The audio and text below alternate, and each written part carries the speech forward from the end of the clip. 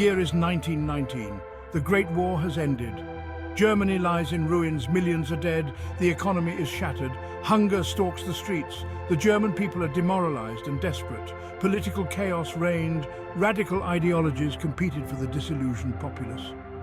Resentment from the war and harsh peace treaty grew. The stage was set for a demagogue. A young leader named Adolf Hitler found his voice. His message of hate resonated, setting Germany on a path to horror. The Treaty of Versailles, signed in 1919, was meant to ensure peace and punish Germany for its role in the Great War. Instead, it became a festering wound, a constant reminder of Germany's humiliation and a major contributing factor to the rise of extremism.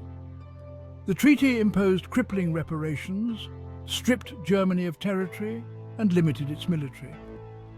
These harsh terms were a bitter pill for the German people to swallow. The treaty fueled deep resentment toward the victorious Allies, particularly France and Great Britain. This resentment created a powerful undercurrent of anger, which Hitler and the Nazis would exploit. Adding to the turmoil was a devastating economic crisis. Hyperinflation crippled the German economy in the early 1920s. The value of the German mark plummeted, wiping out savings and plunging the middle class into poverty. The economic misery bred desperation, making radical solutions increasingly appealing. Adolf Hitler was born in Austria in 1889. A mediocre student with frustrated artistic ambitions, he drifted through his early years. The outbreak of World War I was a turning point in his life. He volunteered for the German army, embracing the war with fervent nationalism. The war provided Hitler with a sense of purpose and belonging that he had lacked before. He was devastated by Germany's defeat, which he refused to accept. Like many Germans, he believed in the stab-in-the-back myth, which claimed that Germany had been betrayed by internal enemies such as Jews and communists. After the war, Hitler found his calling in politics. He joined the small and insignificant German Workers' Party in Munich, attracted by its nationalist and anti-Semitic platform. He quickly rose through the ranks, his charisma and fiery oratory skills captivating audiences. He had discovered his talent for manipulating crowds, for tapping into their deepest fears and resentments. Under Hitler's leadership, the German Workers' Party transformed into the National Socialist German Workers' Party, or Nazi Party. The party's platform was a toxic mix of nationalism, anti-Semitism and anti-communism, all wrapped in a veneer of populism. Hitler promised to restore Germany to its former glory, to tear up the hated Treaty of Versailles, and to create a new German empire. The early 1920s were a time of street battles and political violence in Germany. The Nazis, with their paramilitary wing, the SA, were eager participants in the chaos. In 1923, Hitler attempted to seize power in Munich in what became known as the Beer Hall Putsch. The coup failed and Hitler was imprisoned.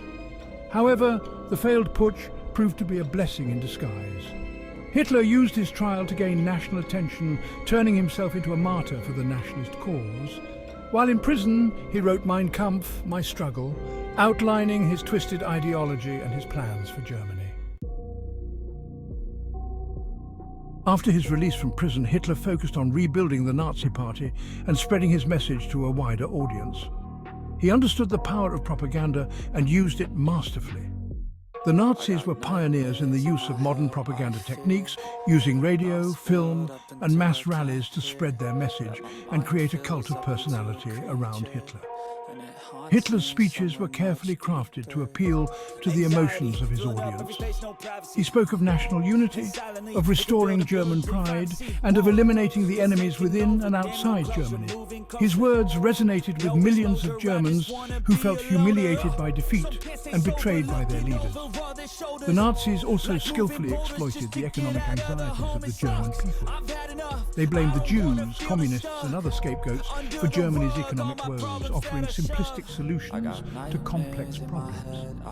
Their message of hate and division found fertile ground in a society grappling with uncertainty and despair. The Great Depression, which began in 1929, proved to be a turning point for the Nazi Party. The economic crisis led to mass unemployment and social unrest, creating an environment in which extremist parties could flourish.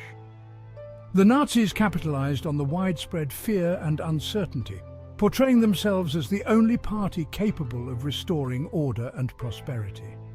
In the 1932 elections, the Nazis became the largest party in the Reichstag, the German parliament. President Paul von Hindenburg, under pressure from conservative elites who believed they could control Hitler, appointed him chancellor in January 1933. Once in power, Hitler moved swiftly to consolidate his grip on Germany. He exploited the burning of the Reichstag, a fire which many believe the Nazis themselves set to suspend civil liberties and crack down on his opponents. The Enabling Act, passed by the Reichstag in March 1933, effectively gave Hitler dictatorial powers.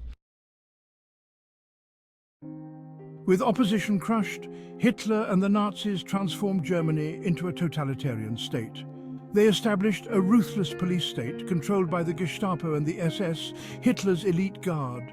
Freedom of speech and the press were abolished, trade unions were banned, political opponents were imprisoned, murdered, or driven into exile. The Nazis' racist ideology permeated all aspects of German society. Jews, deemed enemies of the state, were subjected to systematic persecution. They were stripped of their citizenship, driven from their jobs, and subjected to violence and humiliation. The Nuremberg laws, passed in 1935, codified the persecution of Jews, stripping them of their basic rights and paving the way for the Holocaust. The Nazis also targeted other groups deemed undesirable, including Roma, Gypsies, homosexuals, Jehovah's Witnesses, and people with disabilities. These groups were persecuted, imprisoned, and murdered in the name of racial purity and social engineering.